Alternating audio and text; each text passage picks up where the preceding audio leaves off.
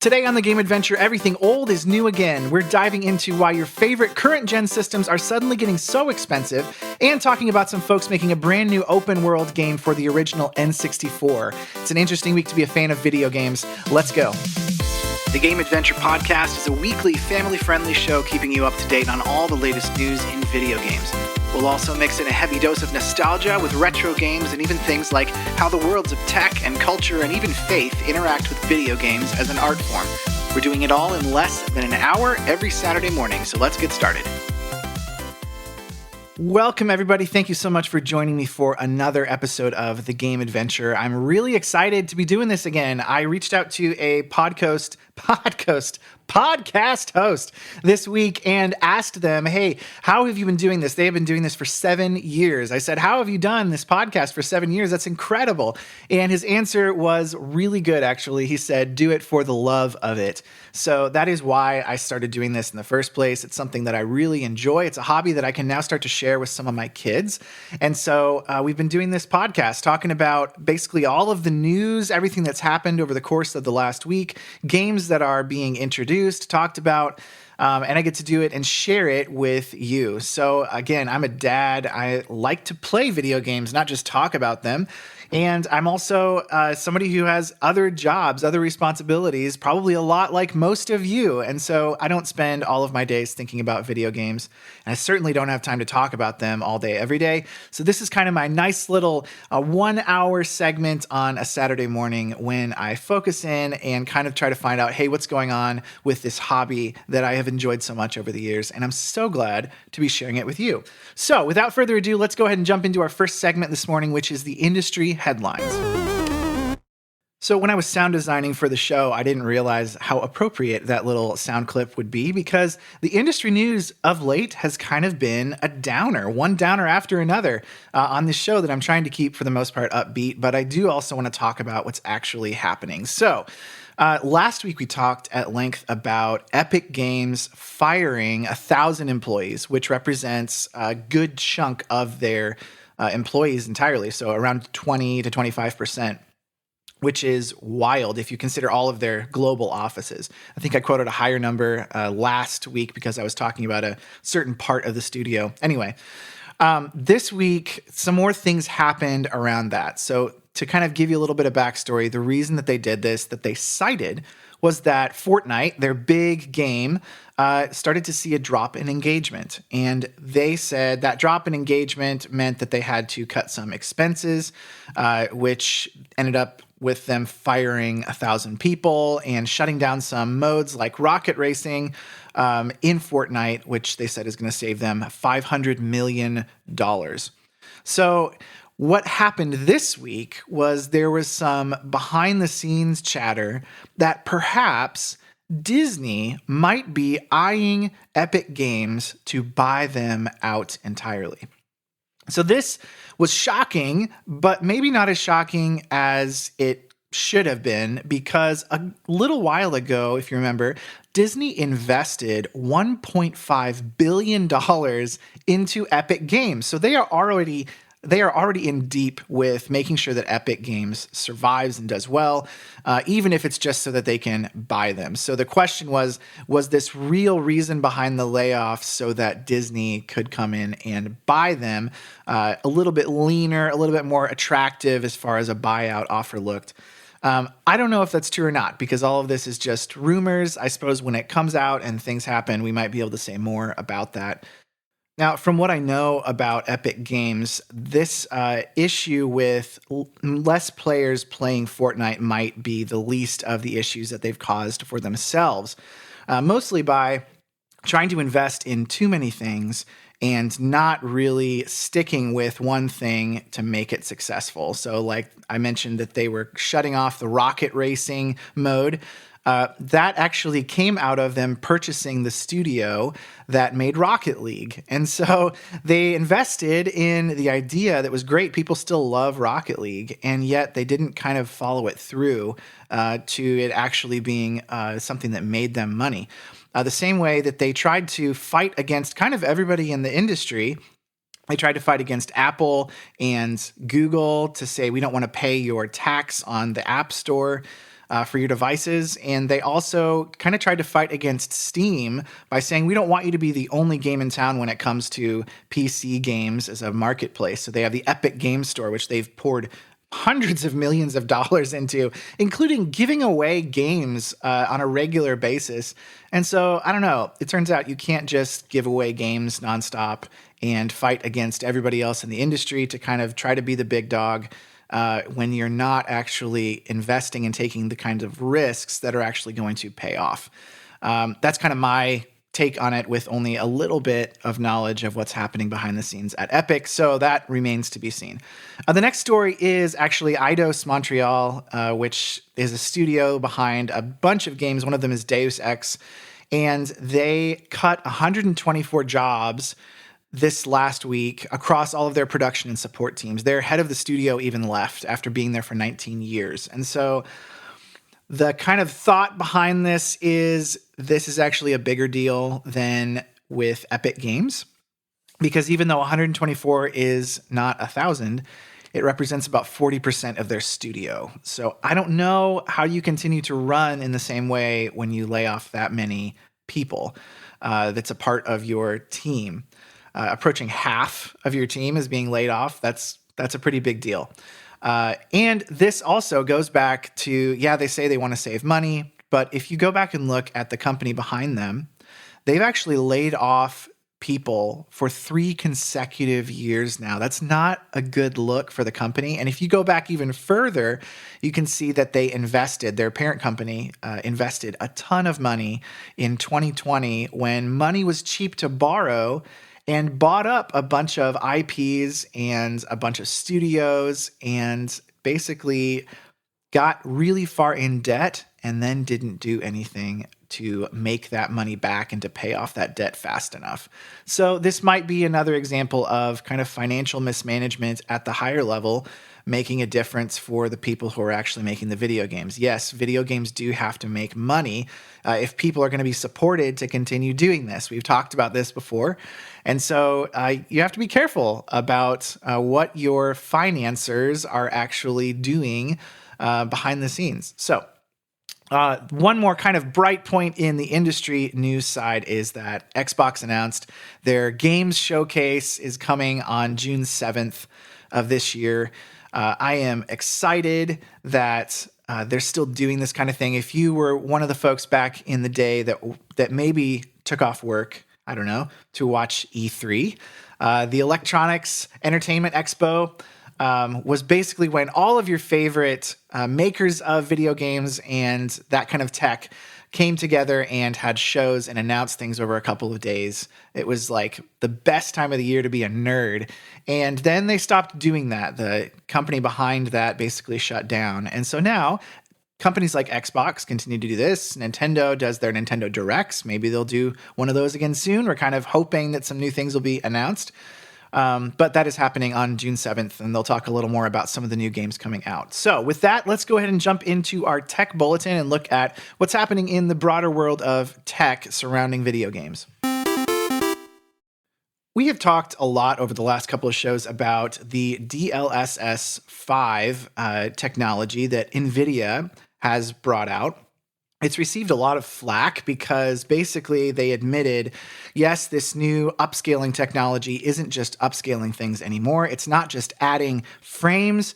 It's actually redrawing everything over the top. And so I thought it'd be interesting to kind of look at the difference between the last generation, 4.5, and 5, because I didn't realize that it had changed so significantly. So 4.5 essentially would create frames in between the frames that were there that help to keep your frame rate up. So when a game runs into a lot happening on screen, for example, an explosion happens, sometimes the game engine itself will drop a couple of frames. Your frame rate, the number of pictures that you get within a given amount of time, will slow down.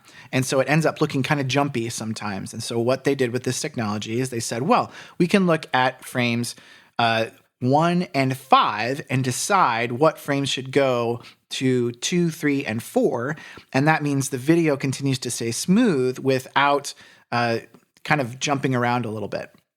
This is mostly of interest to folks who really care about very high frame rates, but certainly it solves a problem that you can't solve after the game has been launched very easily. You can't make your game engine run better later easily. And so I like that NVIDIA said, hey, we have a solution that we can do on our end that's going to solve this problem for you. But then they said, let's take it a step further with DLSS 5, which is fine. Technology is supposed to advance.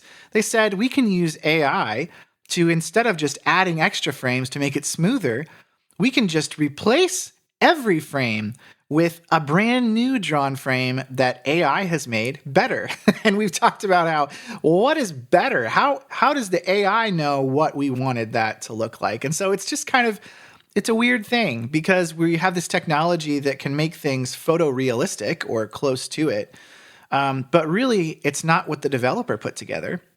It's what the company decided that we should see through the AI. So it's almost like, hey, instead of playing a game, I'm just going to have you, AI friend, just watch the game for me and tell me what it looks like through your eyes or what it should look like. And so it feels like we're just one step closer to the Matrix here. I don't love it, but I think that perhaps we've jumped on NVIDIA too fast in this case. I think there are some use cases for this where the developer can say, I would like to use this tool to help make the game look the way I want it to look, and this is how I want it to look, without having to have the very best, highest end technology to achieve that through the game alone. So if this is a tool that can be used in coordination with the artists who are working on this, I think it could be good. However, I still don't want to see video games through an AI filter. In fact, I'd rather play older retro games in all of their retro glory than kind of expose them to something like this. Say, hey, tell me how this should look. So anyway, that's my thought on that. That is the main tech news that's coming out this week. And so from there, we're actually going to move on to a very special POV topic, which is actually a write-in from a very good friend of mine from high school. So every week I like to do what I call a POV topic, which is just a point of view on something that's happening, something that I've mulled over and thought about a little more. And this week I've kind of gotten back in touch with a good friend of mine from high school. His name's Matt Miller. Matt basically introduced me to what community around video games was supposed to look like. So I've always loved video games, but usually it was just me playing in my basement, in my bedroom, hanging out with my Game Boy. Like that was the extent of video games for me. And what Matt introduced me to was actually this idea of, hey, video games are more fun when you're around other people. Come over to my house. Let's play. It's a Halo party. And I was like, what's a Halo party? I've only ever played that on my computer alone. Yeah, Halo party. We get a bunch of people together and we play together in one room and it's more fun. And I didn't believe him until I went. And it was the most fun I've ever had with the video game. It kind of opened my eyes to, oh, this is more fun when people are involved. So thank you, Matt, for being a good friend and introducing me to the best aspect of video games, in my opinion. So this is, we talked about the price of consoles kind of starting to go up instead of down like they're supposed to around this part in the generation of video game consoles. And so Matt wrote in basically a letter talking about this from his perspective. Matt also he's working on making a video game. He's been in the industry a bit. Now he's a dad like me. He's raising kids. He's working. Life gets busy, but he still takes the time to play video games and loves talking about them. So this is a write-in in its entirety from Matt talking about the $900 PlayStation Pro, but also kind of the environment around that. And I'll give you a couple of thoughts of my own at the end. Matt writes, I'm a PlayStation fanboy to the core. I am for Sony's platform what Dan is for Nintendo's. I like to think I can still be fair with them, but I also think informed context is important. First off, this is a family show, so I'm going to say that this whole thing really, really stinks. The price increases over the last year or two have not only brought valid concerns about the future of the games industry, but they also sting because their causes are directly tied to several very politically charged topics. And if I have to choose one reason that I'm most frustrated by this situation, it would certainly be that video games, for many, are where we can escape from all of the negative energy that the current political climate creates. And now, those same things that we want to get away from are making it increasingly harder for people to be able to afford that escape. The second reason is more about how we have found ourselves in the first generation of gaming, where the prices of hardware have gone up and not down. I totally get it. COVID wrecked the supply chain, scalpers made it worse, and the industry never really recovered its pricing footing. It used to be just wait a couple years for the Slim, it'll be better and cheaper. That's been true for practically every generation of PlayStation since the original, until this one. The cheapest retail PS5 you could have bought was the launch one 6 years ago. It's just a really tough pill to swallow. The final and frankly most interesting reason I want to touch on is the direction of the overall discussion itself. The major point that most folks seem to really care about is the new $900 price tag on the PS5 Pro, and part of me can't fault them for that. Let's have a little history lesson to illustrate. In game console history, there is only one other example of a console reaching the raw unadjusted value of $900 USD, the Philips CDI. The original model launched in 1991 for $1,000.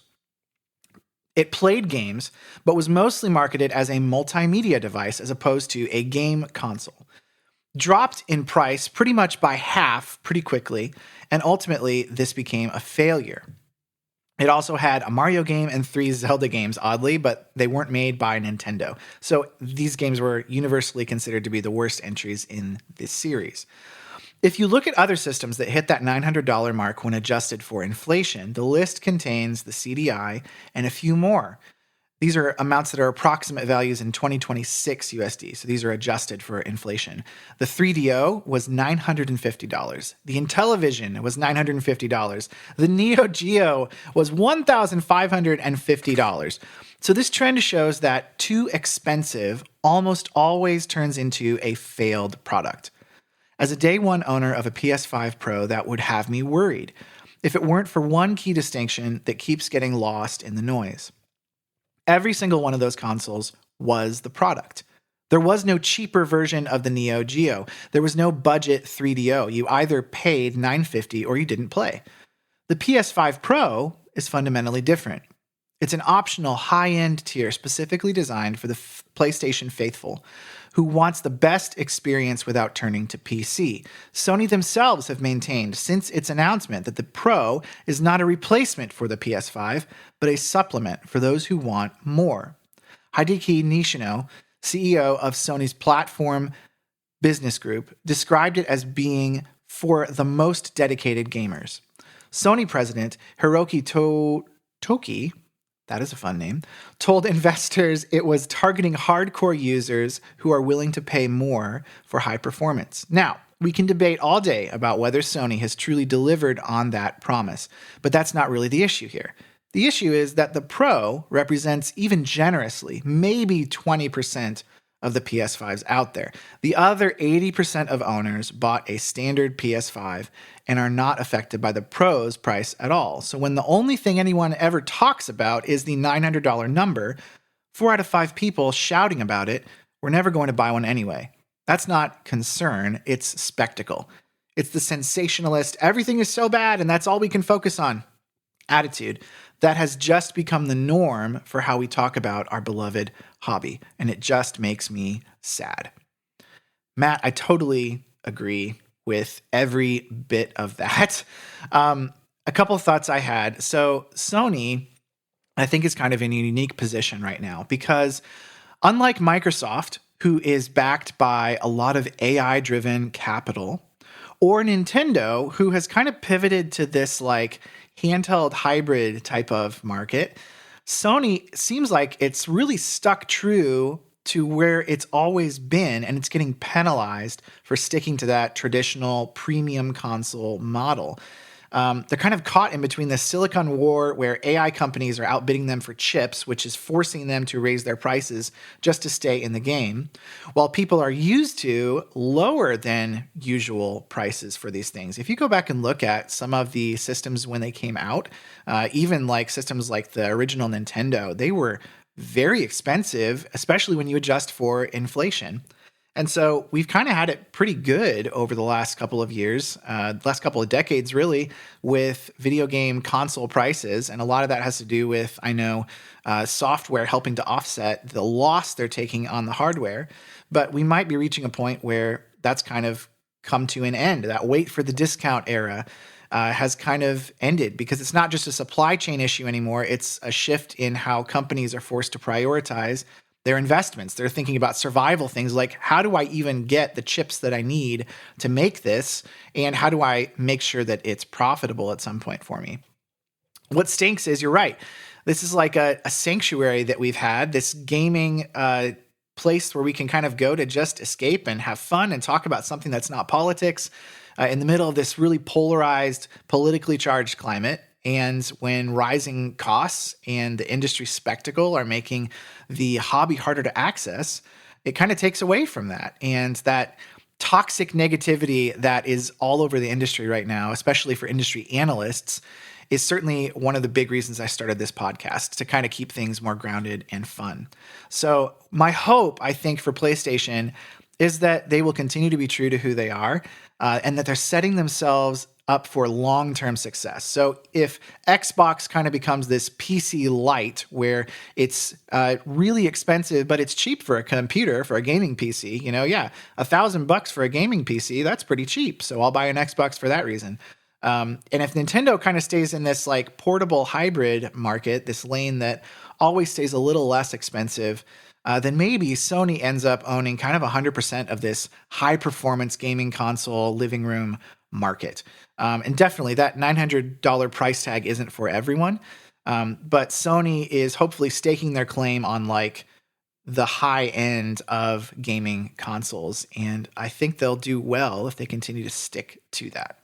So thanks so much, Matt, for writing in. Appreciate you, man. I can't wait to get Matt on the show one of these days. And we're going to talk about making video games, because that's something that I know nothing about and fascinates me. So with that, let's go ahead and move on to the Retro Rewind. Let's talk about some old games. All right, we've got a ton to talk about this week in the Retro Rewind area. The first is going to require a little bit of explanation, because I know there's kids listening who have no idea what a ROM is, and definitely doesn't know what a ROM hack is. So to explain briefly, video games, especially old video games, have the ROM is basically the program that is the game. And so that program has been designed to recognize a specific piece of hardware. So in order to play a Game Boy game, you have to put it into a Game Boy. And the software inside the game card recognizes that it's running in an environment which is a Game Boy, right? Okay, good. I'm attached to a Game Boy. Here's the code to display this game, to play Pokemon, to play Mario. And so what's happened over the course of time is we now have access to those files, and we can use an emulator to play those files. So if I have a really old game that I don't have a functional Game Boy for anymore because they don't make them anymore, well, they make some replacements for them, but Nintendo doesn't make them anymore, and I want to play this game, I can actually take the file, the program off of that card, and I can play it on a computer. And I use an emulator, which basically tells the computer, hey, I want you to pretend like you're a Game Boy, and I want you to tell this program that you're a Game Boy, and I want you to show me everything and basically allow me to play this Game Boy game within my computer. So what people have started doing is taking those ROMs, so let's say Pokemon is a great example of this. They take a Pokemon game and they say, what if I were to take the code from a later gen Pokemon game and mix it with this current, or with this like Pokemon Yellow, and put a bunch more Pokemon from a later game into Pokemon Yellow, so I can actually catch more Pokemon in this same game. And so they've gone to the extent of some people even designing their own Pokemon games.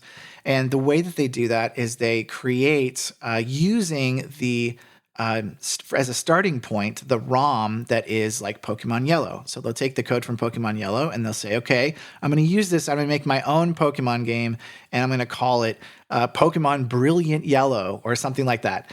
And they'll make their own game, sometimes making their own storyline, their own character, their own like map and world.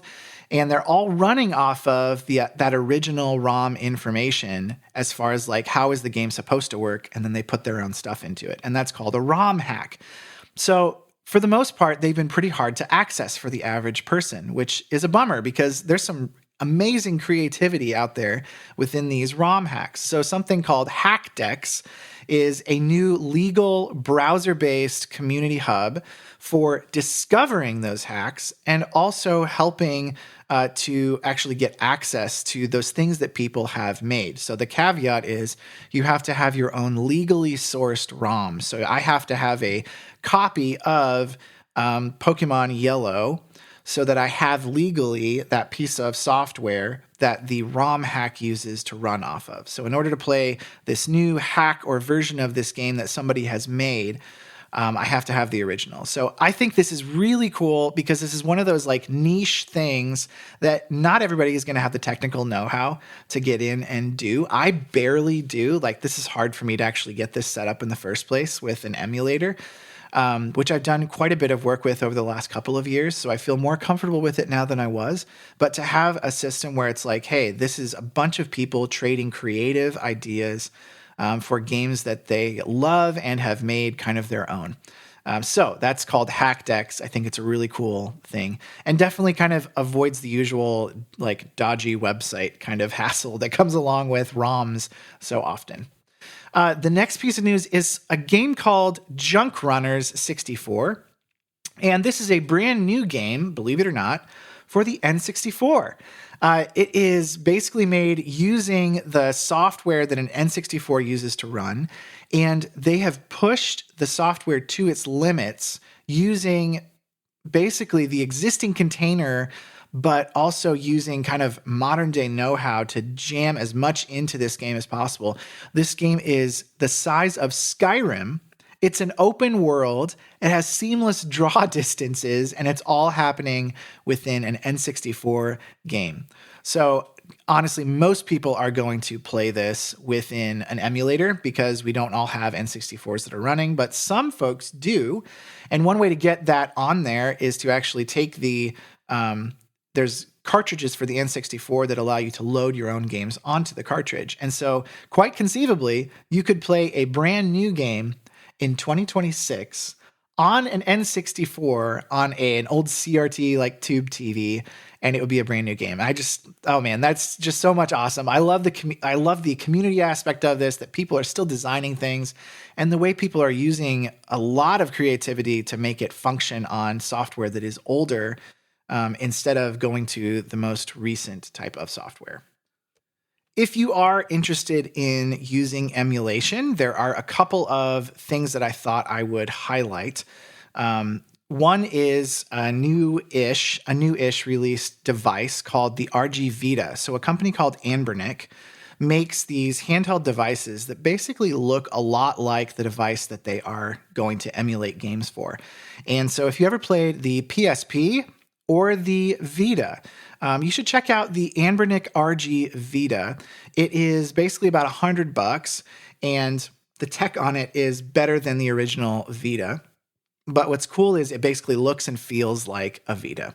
And so if you were a PlayStation fan in the era of them making these handheld systems, this is going to be something you're really going to love, actually. And it's not that expensive, especially if you still have PSP games or Vita games that you can get the ROMs off of to play on that device. I do have an Anbernic device. I've also used, there's a couple of companies that make them. We'll have to talk about them sometime. But basically, this is a handheld that feels exactly like you're stepping back in time to play these games that you loved. Another kind of cool thing is the Dolphin emulator. If you've ever used Dolphin, Dolphin specializes, at first it specialized just in GameCube games.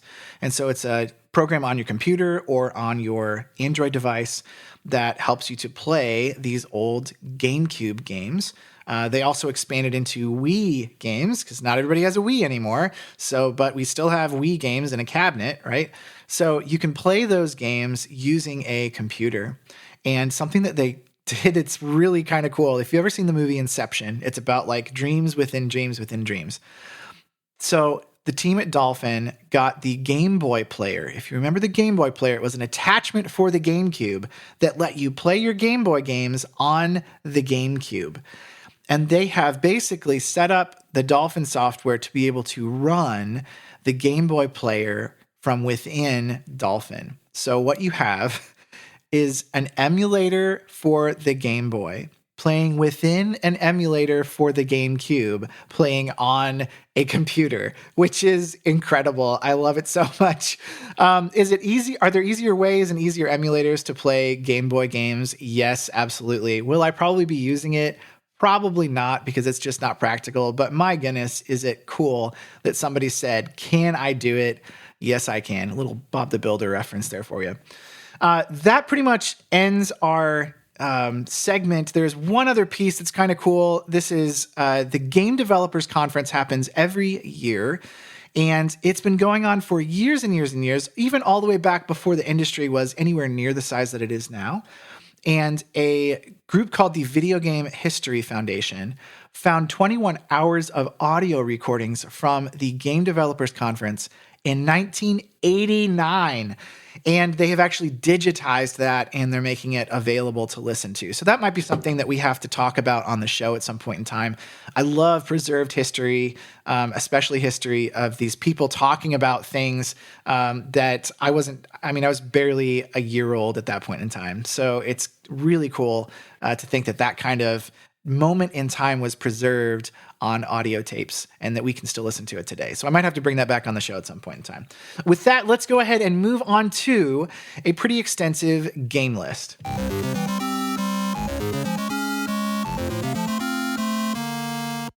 The first video game that I want to talk about isn't even a video game. It's a movie. It's the Mario Galaxy movie. So this comes out this weekend, actually, is when it comes out. And kind of the big news around it, there's mixed reviews for it, which is kind of dumb because the people that are writing these reviews are pretty critical. And that's, I suppose, what you have to be in order to be a good reviewer of films. But this is a film that was really made with kids in mind. So I think you might do better off, instead of checking the Metacritic rating for the Super Mario Galaxy movie, maybe ask a 6 or 7-year-old that you know how the movie was. And that'll probably give you a better idea of whether they hit the mark or not, because that's the audience that they were making it for. So the other piece of news around this movie is that there was a cameo, a special appearance by a character called Star Fox. If you are familiar with older Nintendo games, you know who Star Fox is. It's been a little while since we've had a Star Fox game. But I think this is a brilliant move by Nintendo to kind of loop in the next generation. It makes it easier, actually, for parents to connect with kids with these new IPs. If you were to release a game that was, the new Star Fox game, and your kid has no idea who Star Fox is, that's kind of a hard connection point. But if they know them from the Mario Galaxy movie, that's a bonus. That's helpful to me. So I think that's really exciting. There's also hints that maybe a new Star Fox game is indeed coming around the corner, which would not be a surprise at all since they starred Fox McCloud in this movie. I'd love to hear, if you've heard this movie, send me an email, thisisthegameadventure@gmail.com. Let me know how your kids enjoyed it. Or if you went by yourself, no judgment. I'd love to hear what you think of it as a Nintendo fan as well. I understand there were a lot of references from various franchises and characters. I'm probably going to take my kids to see it soon. I may or may not have a date on the calendar, and I can't say any more than that because I let them listen to this podcast every week. Another game coming out from Nintendo is Yoshi and the Mysterious Book. That is coming very soon in May. And it's the first game that's really like Nintendo's test case for that physical versus digital pricing. So the digital version is going to be $60 and the physical will be $70. So if you really want that physical cartridge and the box art, you can pay $70 and have that. If you don't, You can save $10 and you can get it digitally. PlayStation had a bunch of games released for the PlayStation Plus group of games. So this is if you're a subscriber, you can play these games now via PlayStation Plus. One of them is Lords of the Fallen. That is available for April. Tomb Raider 1 through 3 remastered is also available. That was kind of interesting. Came into the news a week or so ago because people were complaining about the textures. They're saying, was AI used to do this? There was some chatter about that. So you'll have to go play them if you're a PlayStation Plus subscriber. Go play them and see what you think about how they look and feel, especially if you played the originals on a PS1. Another game coming out is called Soros, and this is a new title by House Marquet, and we'll have to see what this one shapes up to be. I don't know a ton about this yet, but it does look visually very intriguing. One more bit for the PlayStation games this week would be Assassin's Creed Shadows finally received its update. So if you do have a PS5 Pro, you can now get the PSSR AI upscaling, which basically makes the game upscaled to look even better than it did. So if you have that game and you have a PS5 Pro, maybe you can check that out and let me know. Does it look that much better? I'd be very curious to know from somebody who definitely pays attention to the way video games look, has a good eye for details. So on to Xbox. Xbox, definitely we have been hearing a lot of chatter about the Gears of War E-Day game, which they're supposed to be releasing in October of this year. We'll see if that happens because we haven't seen much from it yet, but they are going to be previewing it at the June event, the Xbox Games Showcase. This is definitely not going to be a family-friendly game, just a heads up, but it is, I'm sure, going to be very gritty and probably very closely connected as a prequel to that trilogy of games that a lot of people have enjoyed. The next game on the list is Fable. So if you were a fan of Fable back in the day, you had Fable 1 come out on the Xbox, Fable 2 come out on the 360, and Fable 3 come out on the 360. And that was probably the letdown for most of us because Fable 1 was amazing. It introduced this idea of morals having something to do with how you shaped the game world. So whether you chose good to do good or to do evil, you ended up basically shaping the way that characters responded to you in the game. And so I love the way that even further into the games, they kind of end up with this. There's multiple endings that you can have in Fable 2 and 3, depending on what you choose to prioritize. So anytime that video games make you think about what you're doing, I think that's awesome. Think about the impacts of what you're doing. I think that's way better for your brain than something like, for example, Grand Theft Auto, which unsurprisingly is a game that I really don't like for a variety of reasons. But the reason that I mention that is that GTA 6 is going to come out towards the end of this year. And Fable, the new Fable game, was also supposed to come out at the end of this year. And so they have potentially moved Fable, the reboot of Fable on Xbox and PC to early 2027.